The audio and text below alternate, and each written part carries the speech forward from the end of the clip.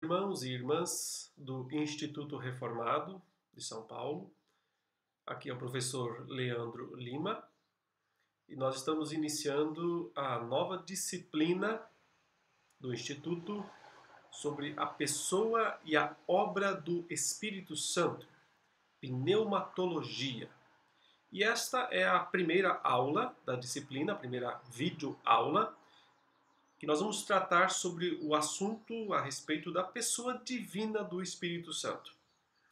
Vamos tentar entender nesta aula os aspectos relacionados à personalidade do Espírito Santo, porque muitos o consideram apenas uma força, uma energia, então nós temos que ver biblicamente o sentido em que o Espírito Santo é de fato uma pessoa e uma pessoa divina. Então, entrando aí no segundo aspecto, a questão da divindade do Espírito Santo. Então vamos lá. Nós vamos utilizar aqui os nossos slides, né, o esboço, e também vamos o tempo todo estar utilizando a palavra de Deus, né, as escrituras. Então a minha imagem vai desaparecer em alguns momentos para aparecer o texto bíblico, e esse será o modo que nós vamos utilizar aqui para esta aula.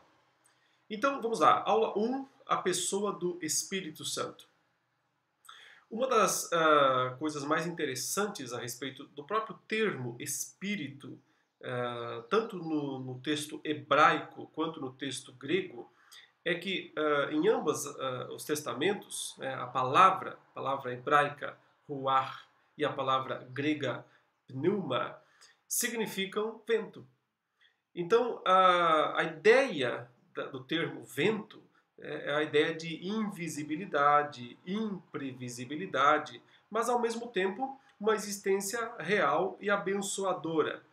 É interessante que não é apenas ar, né? A gente pode usar essa expressão, o ar, como uma ilustração do Espírito Santo, é verdade, né? Todo mundo precisa do ar, todo mundo percebe o ar, mas não vê, ele é invisível. Mas o termo vento é mais enfático, né? Porque é o ar em movimento, é o ar em ação. E aquilo que caracteriza o Espírito, né, o Espírito Santo, em ambos os testamentos, é justamente o fato de que ele age, ele executa as ações que são determinadas por Deus, né? Tanto pelo Pai quanto pelo Filho. E foi Jesus quem utilizou a própria metáfora do Espírito Santo como vento quando ele falou com Nicodemos, lá em João 3, né, o famoso texto que ele disse que quem não nascer de novo não pode ver o reino dos céus. E lá ele disse que era necessário nascer da água e do Espírito. Né? Está lá nos versículos anteriores aqui, né? Verso 5, ele disse, em verdade te digo, quem não nascer da água e do Espírito não pode entrar no reino de Deus. O que é nascido da carne é carne, e o que é nascido do Espírito é espírito. Não te admires de eu te dizer, importa-vos nascer de novo. O vento sopra onde quer, ouves a sua voz, mas não sabes de onde vem, nem para onde vai. Assim é tudo que é nascido do Espírito. Então, na língua grega, né, na língua original, o Senhor Jesus aqui ele fez uns jogos de palavras, porque ele está usando pneuma tanto para o Espírito quanto para o vento. Né? E veja que ele diz, o vento sopra aonde quer. Ouves a sua voz, mas não sabes de onde vem nem para onde vai. Então, ele está fazendo aqui uma comparação com o Espírito Santo. Podemos até dizer, o Espírito sopra onde quer, ouves a sua voz, mas não sabes de onde vem, nem para onde vai. O que nós podemos perceber, portanto, né, em primeiro lugar, né, a grande característica do Espírito Santo é a invisibilidade, a imprevisibilidade, porque ninguém manda no Espírito, ninguém controla o Espírito, ninguém domina o Espírito, porque ele é soberano, ele age de acordo com a vontade do Pai e do Filho. Esse é um outro aspecto interessante, nós veremos depois, né? Que o Espírito Santo ele é o executor das determinações da Trindade, mas ao mesmo tempo há uma existência real e abençoadora. Uma existência real e abençoadora. Então, aqui fica a primeira das características. Agora, apenas a título de informação, nós podemos perceber que o Espírito Santo, embora ele seja invisível, ele é frequentemente descrito na Escritura com termos que atribuem visibilidade. Ele assume certas formas, né? E é claro que a forma mais conhecida de todas, que é a assumida pelo Espírito Santo, é a forma de pomba. Isso se dá lá em Mateus 16, ou melhor, 3, versos 16 e 17, quando Jesus foi batizado. Batizado Jesus, saiu logo da água, e eis que se lhe abriram os céus, e viu o Espírito de Deus descendo como pomba, vindo sobre ele. Então, veja, aqui ele viu o Espírito, mas como viu se o Espírito é invisível?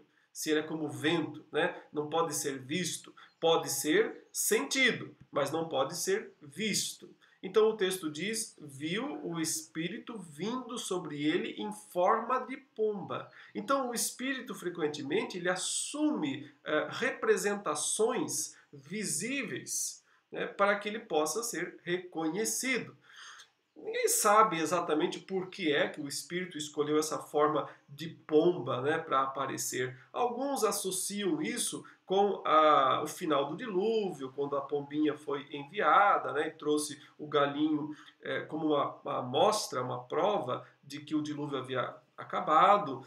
Pode ser. Outros pensam que a pomba era um dos sacrifícios mais acessíveis que eram realizados no templo, né, era o sacrifício dos pobres, porque os pobres não podiam muitas vezes sacrificar um cordeiro ou um animal grande, então era permitido a eles que sacrificassem uma pomba. Talvez todas essas ideias estejam conjuntas aqui, né? Pureza, geralmente a gente pensa em pomba como um animal puro, né? Como um animal limpo, talvez por causa da cor. Enfim, não dá para saber, não temos certeza dos motivos plenos pelos quais o Espírito Santo utilizou esta forma, mas o importante para nós é entender que o Espírito Santo não é uma pomba. Ele não é uma pomba, ele se apresentou dessa forma, foi uma representação do Deus invisível, do aspecto aí invisível da Trindade na pessoa do Espírito Santo. Uma outra figura, agora aqui não uma representação, né, mas uma figura do Espírito Santo é roupa. Porque, veja, em Lucas, verso 24, 49, quando o Senhor está falando com os apóstolos, diz, olha, eu vou enviar sobre vós a promessa do meu Pai. Permanecei, pois, na cidade, até que do alto sejais revestidos de poder. Revestidos de poder. Vestidos. Ou seja, vocês vão receber o poder do Espírito Santo como uma roupa que vai envolvê-los. Então, o poder envolvedor. Mas aqui a ideia mesmo é roupa. Não é que o Espírito Santo seja uma roupa, mas a figura aqui é de uma roupa. E talvez isso seja em razão, né, de que ao longo de toda a revelação bíblica, nós vemos frequentemente essa ideia de se vestir. Né? Já, se você voltar lá para Gênesis, no capítulo 3, né, o Senhor vestiu Adão e Eva com roupas próprias. Eles antes tinham se vestido com roupas de folhas de figueira, e o Senhor os veste com roupas de pelo de animal. Ao longo de toda a Bíblia, a roupa tem um fator importante, que é o fator de dignidade. Dignidade. Veja que na parábola das bodas, né, tem um sujeito lá que ele é expulso porque ele está com roupas impróprias. Roupas impróprias. Frequentemente nas cartas paulinas, nós vamos ouvir Paulo dizendo que nós temos que nos despir do velho homem, dos velhos feitos, né, do pecado, do corpo do pecado, e que temos que nos revestir do novo homem, nos revestir de Deus, nos revestir de Jesus. E a figura aqui também é se revestir do Espírito Santo. À medida em que nos revestimos do Espírito Santo, nós temos o poder do Espírito Santo. É apenas uma figura, né? Uma representação do Espírito Santo.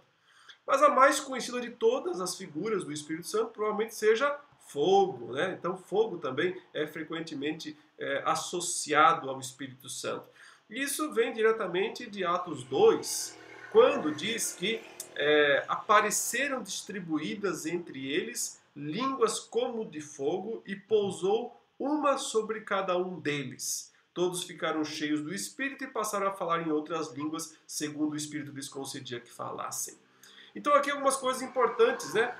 Primeiro, não é fogo exatamente, mas línguas como de fogo, em semelhança de fogo. Então o texto não diz exatamente que as línguas lá eram de fogo, mas que elas eram semelhantes, tinham uma aparência, o aspecto do fogo. O fogo no Antigo Testamento, ele tem uma figura de manifestar a presença de Deus. Mas normalmente é uma presença que purifica. Uma presença, veja, quando o fogo descia sobre o holocausto, ele tinha, né, a ideia de purificar. Deus aceitava o holocausto ao mesmo tempo em que estava derramando o seu juízo sobre aquele holocausto. Por exemplo, em Levíticos capítulo 10, quando há uma oferta imprópria, né, de Nadab e Abiú, os filhos de Arão, que eles fazem lá, trazendo fogo estranho perante o Senhor, o verso 2 diz: então saiu fogo de diante do Senhor e os consumiu e morreram perante o Senhor. E falou Moisés a Arão: isto é o que o Senhor disse, mostrarei a minha santidade naqueles que se cheguem a mim e serei glorificado diante de todo o povo. Então, o fogo, nesse sentido, ele é um símbolo da santidade de Deus, que, quando encontra um objeto impróprio, destrói. Certo? O fogo, então, consome. Mas, ao mesmo tempo, quando encontra um objeto, uma pessoa que o Senhor purificou, então capacita. É um caso aqui específico, né, dos apóstolos, porque as línguas como de fogo os capacitaram a realizar a obra. Foi um símbolo aí de poder. Então tem essas duas ideias. Pode significar em algum momento juízo, né, que é o que me parece que lá em Mateus 3, quando João Batista fala sobre ele os batizará com o Espírito Santo e com fogo, certo? Ali me parece que os dois sentidos estão presentes. Quando ele fala com o Espírito Santo, pode significar o fogo do Espírito Santo que purifica os pecados, que aceita os pecados, que livra, aceita o pecador, mas livra, né, o pecador do seu próprio pecado, purificando. E o outro lado, né, que é queimar a palha em fogo inextinguível, que é o segundo aspecto do batismo de Jesus, tanto para a salvação quanto para a condenação, tanto para recolher o trigo no celeiro, quanto para queimar a palha em fogo inextinguível. Então, esse é um dos aspectos também associados ao Espírito Santo. Óleo é uma outra ideia frequentemente associada com o Espírito Santo, embora no Novo Testamento, né, nós não tenhamos algum texto explicitamente falando sobre isso. É uma ideia que vem mais do Antigo Testamento. Várias passagens associam óleo com unção. Por exemplo, Samuel, ele tomou um vaso de azeite, derramou sobre a cabeça e ungiu Saul, então o rei de Israel. Isso já vinha antes, né, desde o livro de Êxodo, quando o Senhor manda que seja o tabernáculo ungido, né? E tomarás o óleo da unção e ungirás o tabernáculo e tudo que nele está e o consagrará com todos os seus pertences e será santo. Ungirás também o altar do holocausto e todos os seus utensílios e consagrarás o altar e o altar se tornará santíssimo. Então, Levíticos também tem essa mesma ideia. Tomou Moisés também do óleo da unção e do sangue que estava sobre o altar e o aspergiu sobre Arão e as suas vestes, bem como sobre os filhos de Arão e as suas vestes, e consagrou a Arão e as suas vestes, e a seus filhos, e as vestes de seus filhos. Então, a ideia aqui é claramente a ideia de separação, né? De unção. O Senhor está separando um povo para si e está usando este povo para os seus propósitos. Só um pouquinho aqui para voltar com os textos que nós estamos usando. Ok. Então veja, essa ideia de óleo, né, já que é o Espírito Santo que unge, é a mesma ideia lá quando o Espírito desceu sobre Jesus, aí em forma de pomba, mas ele estava ungindo Jesus como Cristo. Cristo significa ungido, Messias significa ungido. Então, a função do Espírito é ungir também. Então, há esse sinônimo, esse símbolo do Espírito como óleo também. Mais evidente, mais forte no Antigo Testamento. Além disso, o Espírito é frequentemente, ou pelo menos em duas ocasiões no Novo Testamento, associado com penhor e selo. Penhor e selo. São dois. Aqui, um é uma coisa bem instrumental, o selo, né? E o outro, penhor, tem um simbolismo muito forte. Então, Paulo fala duas vezes sobre isso, em 2 Coríntios e em Efésios. Em 2 Coríntios, ele diz que Deus nos ungiu. Quem nos ungiu é Deus. Então veja, aqui também tem aquela ideia, né, do Espírito como como unção, como óleo. Mas aquele que nos confirma convosco em Cristo e nos ungiu é Deus. E aqui parece que ele está dizendo, né, que tanto ele, Paulo, quanto os coríntios foram ungidos.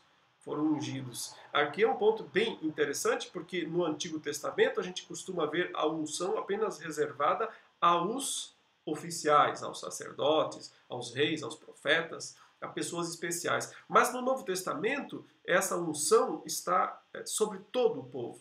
Já antecipando aqui o assunto da aula 2, né, aquilo que eu considero a grande diferença da ação do Antigo Testamento para o Novo Testamento. Mas chegaremos lá em momento oportuno. Agora veja, o texto diz que ele nos ungiu, então, né, para através do Senhor, só botar de novo aqui a passagem, quem nos ungiu é Deus, que também nos selou e nos deu o penhor do Espírito Santo. Então o Espírito aparece tanto como selo como penhor. Então as duas expressões, elas aparecem exatamente assim em Efésios 1,14, que o Espírito Santo, aliás, Efésios 1, 13 e 14, ele diz: em quem também vós, depois que ouvistes a palavra da verdade, o evangelho da vossa salvação, tendo ele também crido, fostes selados com o Santo Espírito da promessa, o qual é o penhor da nossa herança até o resgate da sua propriedade. E a última vez que, pelo menos, selo aparece é em Efésios 4,30, diz: e não entristeçais o Espírito de Deus, no qual fostes selados para o dia da redenção. Então, é interessante, né, você ver aqui esses dois termos aparecendo conjuntamente, selo e penhor. Selo é uma marca de posse, né? Uma marca de inviolabilidade, é um lacre. Deus coloca o Espírito sobre nós como um lacre da nossa salvação.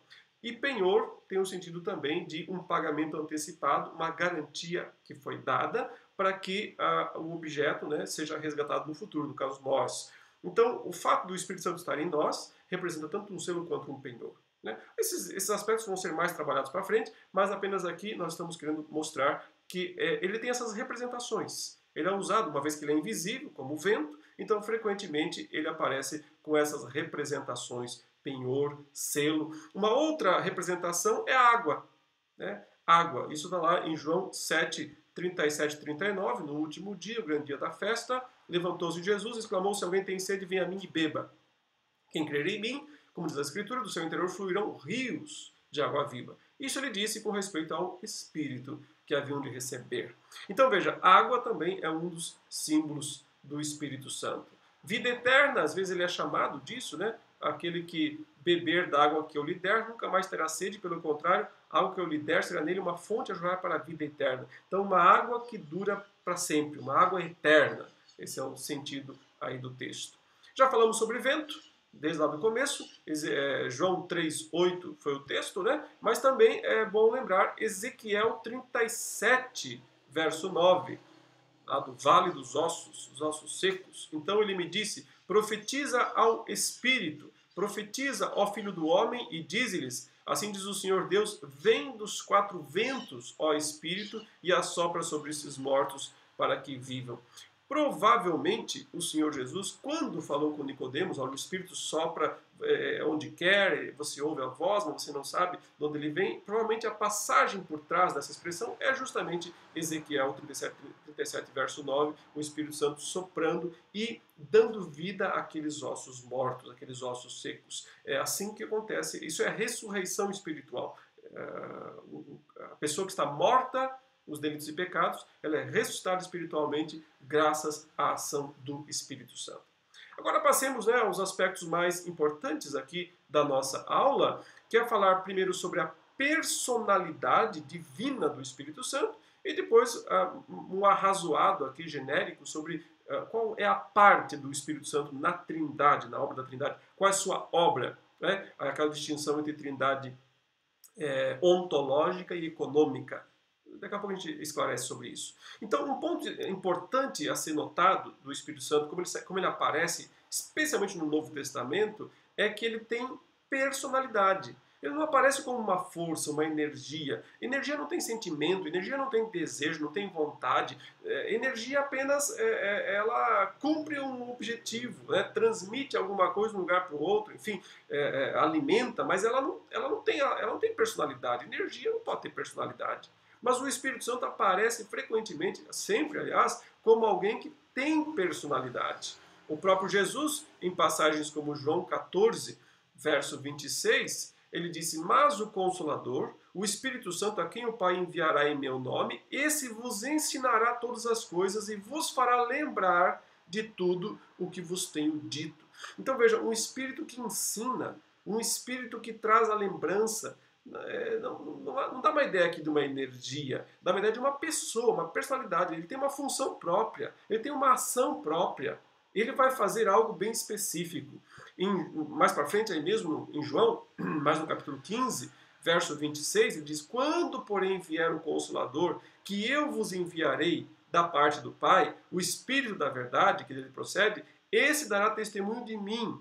E vós também testemunhareis, porque estáis comigo desde o princípio. Então, ele vai testemunhar a meu respeito. Então, o Senhor Jesus ele não falou de uma energia, de uma força, mas de uma testemunha. Veja, testemunha é um termo muito forte.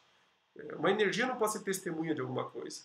Testemunha requer personalidade. O Espírito Santo viria como uma pessoa divina para habitar nos crentes. João 16,13 também diz isso. Quando vier, porém, o Espírito da verdade, ele vos guiará toda a verdade, porque não falará por si mesmo, mas dirá tudo o que tiver ouvido e vos anunciará as coisas que hão de vir. Ele me glorificará, porque há de receber do que é meu e vô-lo há de anunciar.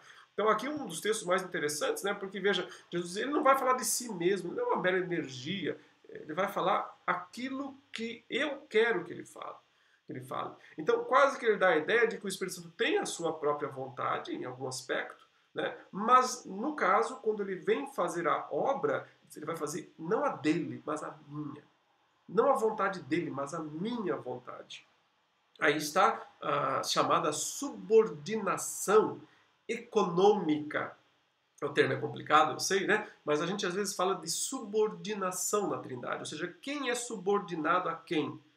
Quem manda? Quem é superior a quem? Né? O Pai é maior, o Filho é maior, o Espírito é maior. Como é que funciona isso na Trindade? Já antecipando o finalzinho dessa aula. Então a gente tem que dizer o seguinte, pelo menos essa é a posição clássica. Alguns até questionam isso, alguns teólogos recentes, como Wayne Grudem, e outros, mas a posição clássica é que não existe subordinação essencial. Ou seja, pensando em termos de eternidade, pensando em termos de essência, o Pai, o Filho e o Espírito Santo são iguais. Ninguém é maior do que ninguém.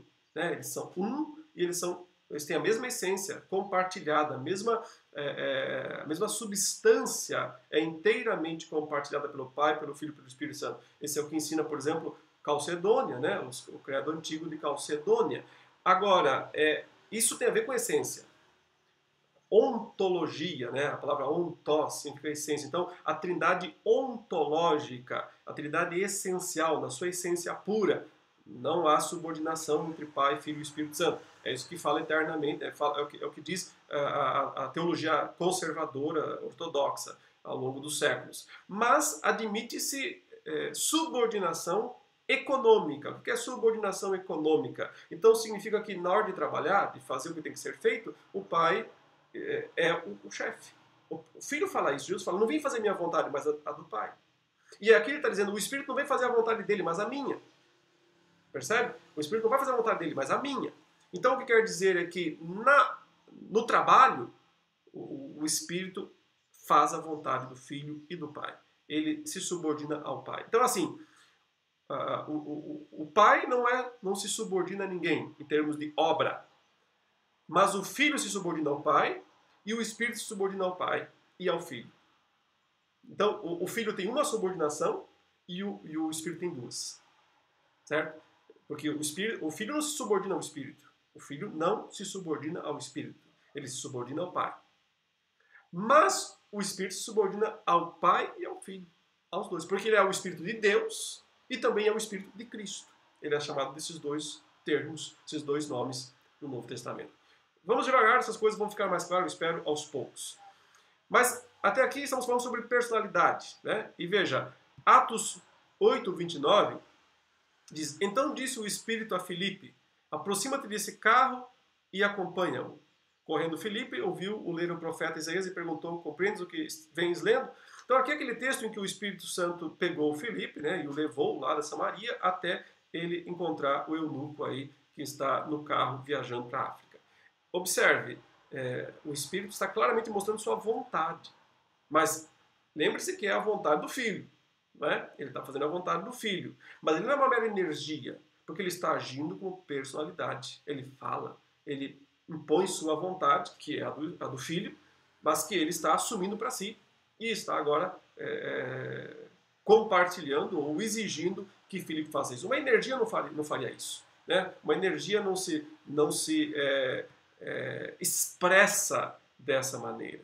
Veja também Atos, capítulo 10, verso 19 a 20. Enquanto meditava Pedro acerca da visão, disse-lhe o Espírito, estão aí dois homens que te procuram, levanta-te, pois, desce e vai com eles, nada duvidando, porque eu os enviei. Mais uma vez, né, uma expressão, um texto que está mostrando o Espírito falando, o Espírito agindo, ele não é uma força, é uma pessoa. Isso são atributos de personalidade. O Espírito manifestando escolha, desejo pessoal. Aqui, lá em Atos 13, o Espírito vai dizer, eu quero Paulo e Barnabé, e servindo eles ao Senhor e jejuando, disse o Espírito Santo, separai-me agora Barnabé e Saulo para a obra a que os tenho chamado. Então, jejuando e orando, impondo sobre eles as mãos, os despediram. Então, veja, o Espírito aí dizendo, eu quero esses dois. Querer, né? Separem-me esses dois, eu quero eles para isso. Então, veja, isso são atributos de pessoa, não de uma mera energia. Atos 16, 7, Paulo então já está pregando o Espírito Santo, e veja, o Espírito Santo está aqui agindo o tempo todo, e percorrendo a região frígio-gálata, tendo sido impedidos pelo Espírito Santo de pregar a palavra na Ásia, defrontando Mísia, tentavam para Betínia, mas o Espírito de Jesus não o permitiu, e tendo contornado Mísia, desceram a Troade.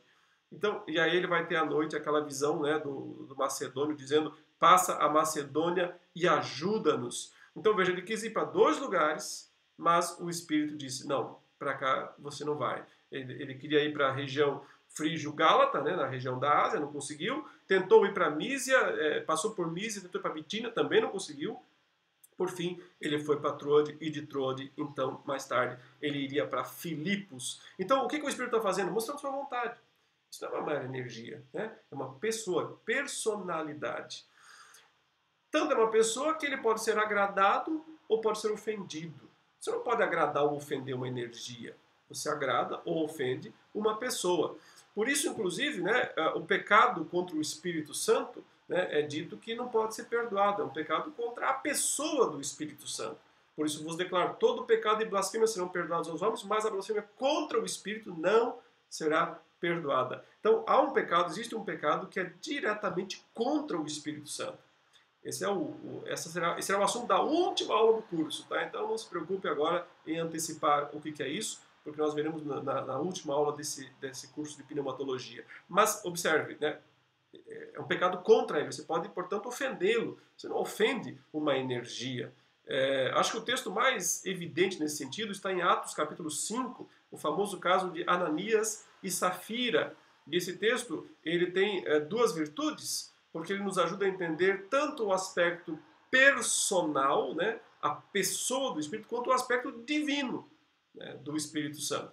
Então, tanto a sua personalidade quanto a sua divindade aparecem aqui.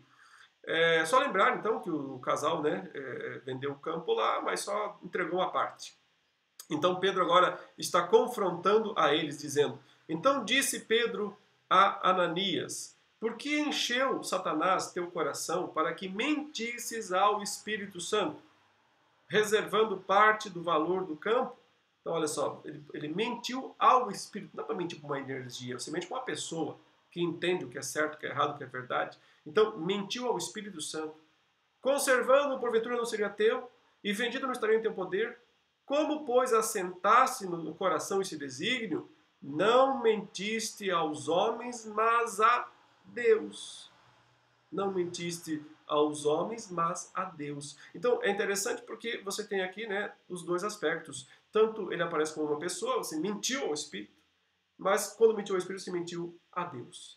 Então, tanto a personalidade quanto a divindade do Espírito Santo, no meu entendimento, aparecem claramente nessa passagem. Ainda para frente vai ter mais alguma ênfase nesse sentido. Ouvindo essas palavras, Ananias caiu e expirou. Sobrevindo grande temor a todos os ouvintes. Levantando-se os moços, cobriram-lhe o corpo, e levando-o, o sepultaram. Quase 3 horas depois entrou a mulher de Ananias, não sabendo o que correr. Então Pedro, dirigindo-se a ela, perguntou-lhe: Dize-me, vendestes, portanto, aquela terra? Ela respondeu: Sim, portanto. Tornou-lhe Pedro: Por que entrastes em acordo para tentar o Espírito do Senhor? Então, veja que interessante, né? Ele pode ser tentado. Você não tenta uma energia, você tenta uma pessoa. Eles estavam tentando o Espírito Santo, atentando contra o Espírito Santo. Então, aí são os textos que nos ajudam, de fato, a perceber tanto a personalidade quanto a divindade. O discurso de Estevão, em Atos 7, ele chama os religiosos lá homens de dura cerviz e incircuncisos de coração e de ouvidos, vós sempre resistis ao Espírito Santo. Assim como fizeram vossos pais, também vós o fazeis. Então a ideia é, o Espírito Santo quer convencê-los, mas vocês resistem. É a ideia de resistir a uma pessoa, que inclusive pode ser entristecida, e não entristeçais o Espírito de Deus, no qual fosse selados para o dia da redenção. Bom, você não tem como entristecer uma força, né? Então você entristece uma pessoa. Isso nos ajuda a entender a personalidade do Espírito Santo. Não há justificativa para a ideia de que o Espírito Santo é uma mera força, uma mera energia. Ele é, de fato, uma pessoa. E é uma pessoa divina, porque ele está no mesmo nível do Pai e do Filho. 2 textos são suficientes para entender isso, né? Que são justamente Mateus 28, 19, que fala sobre a fórmula batismal, né? Quando Jesus diz: Ide, portanto, fazei discípulos de todas as nações, batizando-os em nome do Pai e do Filho e do Espírito Santo. Veja, ele aparece aí em igualdade com o Pai, o Filho e o Espírito Santo. Importante, ele não diz batizando-os em nome do Pai, em nome do Filho, em nome do Espírito Santo, mas um nome só. É um nome que pode ser lido como Pai, Filho e Espírito Santo. Se o Espírito fosse uma mera energia divina, ele não precisava aparecer aqui, certo? Só batize em nome do Pai e do Filho, porque o Espírito é só uma energia que procede deles. Mas quando ele é colocado o nome, né, no mesmo nome do Pai e do Filho, então você tem que entender que ele está no mesmo nível do Pai, do Filho e do Espírito Santo. Portanto, a plena divindade do Espírito Santo é justificada nesta passagem. Não se trata de um Deus menor, não se trata de uma energia divina, mas da pessoa divina do Espírito Santo. E ele aparece também, nesse mesmo sentido, na chamada bênção apostólica, quando o apóstolo Paulo termina sua carta aos Coríntios, sua segunda carta, ele diz: a graça do Senhor Jesus Cristo, o amor de Deus e Pai e a comunhão do Espírito Santo sejam com todos vós. Aqui sim atribuindo funções a cada um, então usando mais o aspecto econômico da Trindade, né, atribuindo funções a cada um, mas colocando os três juntos, né, a graça do Senhor Jesus, o amor de Deus e a comunhão do Espírito. Interessante que ele aqui não segue aquele padrão tradicional da Trindade, né, Pai, Filho e Espírito Santo, mas fala Filho, Espírito Santo, Filho, Pai e Espírito Santo. A gente convencionou chamar a Trindade o Pai de primeira pessoa, o Filho de segunda, o Espírito de terceira pessoa. Isso só serve para fins teológicos, definitórios. Entre a Trindade não tem entre eles essa divisão. Agora fale com a segunda pessoa, agora fale com a terceira pessoa. Isso é apenas uma coisa didática, né? Não se deve, inclusive, levar isso às últimas consequências, porque ou insistir nessa divisão numérica, porque ela não faz muito sentido em alguns momentos. É importante apenas lembrar isso, né, que existe uma igualdade de essência na Trindade e, ao mesmo tempo, uma subordinação econômica, funcional. Né? Como eu disse, historicamente, a Igreja Ortodoxa sustenta esse aspecto. Recentemente, alguns teólogos, como Gruden, têm insistido que a subordinação é eterna, que inclusive, não só em termos de função, de trabalho, de economia, mas também de ontologia, de essência, há uma subordinação do pai ao filho, certo? E isso eu tenho dificuldade de aceitar, acho que isso compromete a doutrina da Trindade.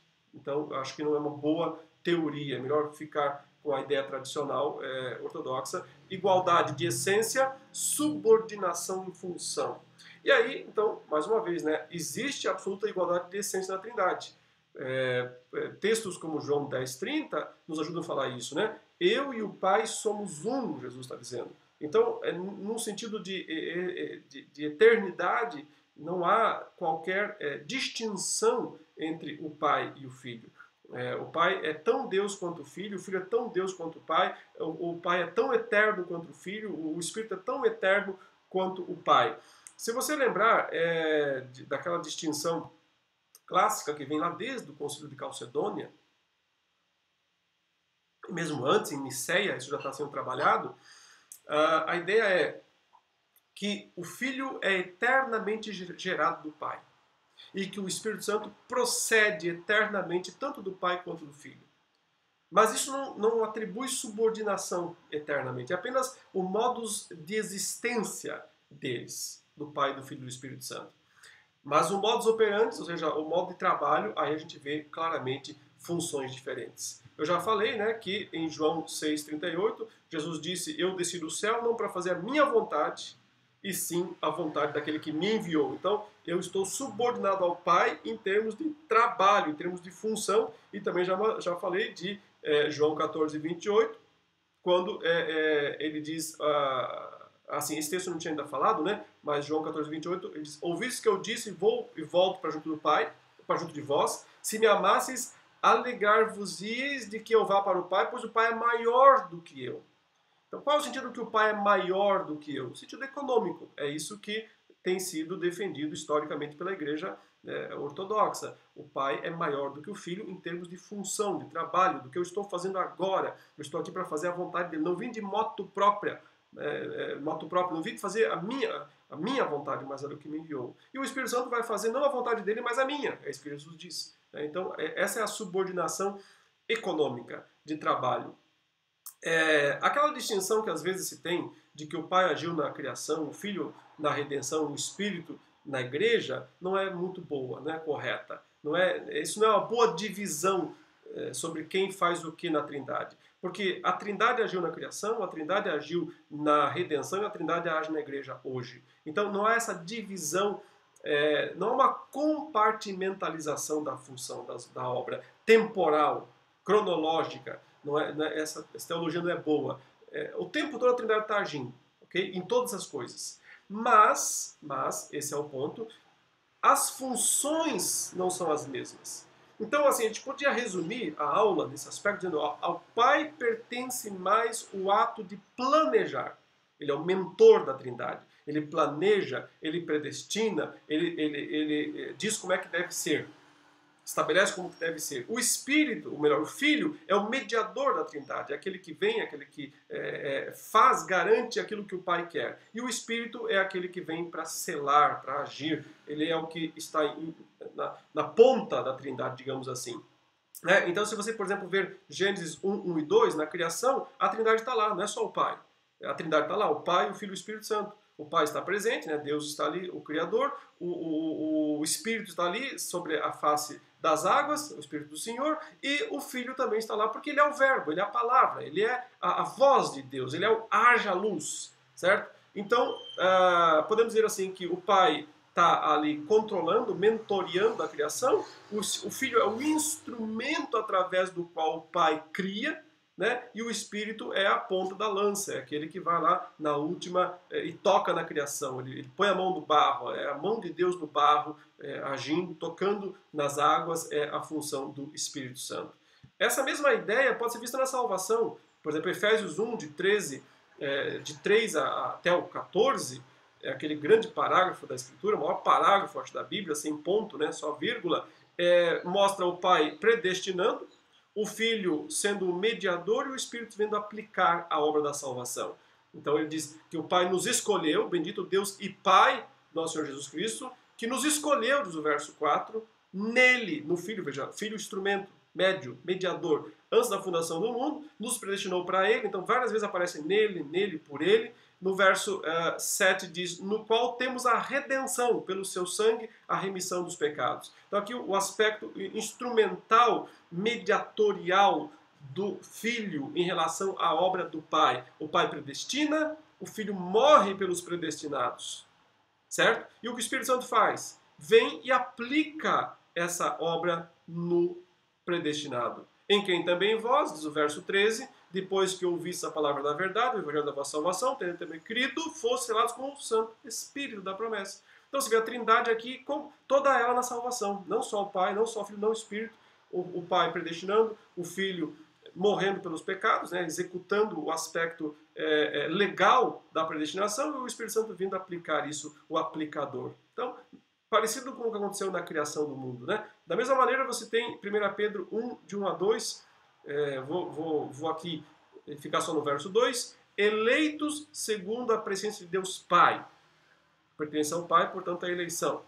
Em santificação do Espírito. Veja que ele inverteu aqui, botou o Espírito no meio. Isso que eu falei, não dá para ficar muito rígido, né? Muito preso a 1, 2, 3 pessoas da Trindade. As obras podem estar aí colocadas de forma mescladas. Então, eleitos segundo a presença de Deus Pai, em santificação do Espírito. Essa santificação quer dizer a separação, né? O Espírito Santo foi lá e separou esse eleito, para a obediência e a aspersão do sangue de Jesus Cristo. Então a ideia é que Jesus Cristo garantiu, pela sua obediência e pela aspersão do seu sangue, a salvação dos eleitos que foram predestinados por Deus e que foram santificados pelo Espírito Santo. Então é sempre isso, o Pai pertence mais ao ato de planejar, o Filho o de mediar e o Espírito o de agir, o de executar, o de aplicar a obra da salvação. Muitos outros textos na Escritura mostram isso, né? O Pai sempre como o planejador, né? Ele vai dizer em 1 Coríntios 8:6, todavia para nós há um só Deus, o Pai, de quem são todas as coisas e para quem existimos, e um só Senhor Jesus Cristo, pelo qual são todas as coisas e nós também por ele. Então, o Pai que é a origem, a fonte, e o Filho que é o que mantém, o que dá sustentabilidade. Essa ideia do Filho como o instrumento pelo qual todas as coisas são criadas é muito clara em João 1, né, que nós já mencionamos. João 1 diz que ele era o Verbo, que estava no princípio com Deus, e que todas as coisas foram feitas por intermédio dele. Colossenses 1,16 também tem essa ideia, quando diz que nele foram criadas todas as coisas, no céu e sobre a terra. Hebreus 1 a 3 também menciona que ele é aquele que não só foram todas as coisas criadas, através de quem, mas também é aquele que sustenta todas as coisas. E a função do Espírito aparece, por exemplo, em Jó 33:4, o Espírito de Deus me fez e o Sopro Todo-Poderoso me dá vida. A ideia é que o Espírito Santo vai lá e toca na criatura, toca no barro, levanta, constrói, faz o edifício como ele tem que ser feito. Há um resumo apenas aqui, né, bastante corrido, é claro, mas você tem no texto da aula todas essas informações por extenso. Até aqui, nós esperamos ter completado essa primeira aula com graça. Espero que o Senhor os abençoe e que vocês possam continuar estudando a palavra de Deus. Nós voltaremos em breve para a segunda aula falando sobre a ação do Espírito Santo no Antigo Testamento. Deus abençoe a todos. Até a próxima.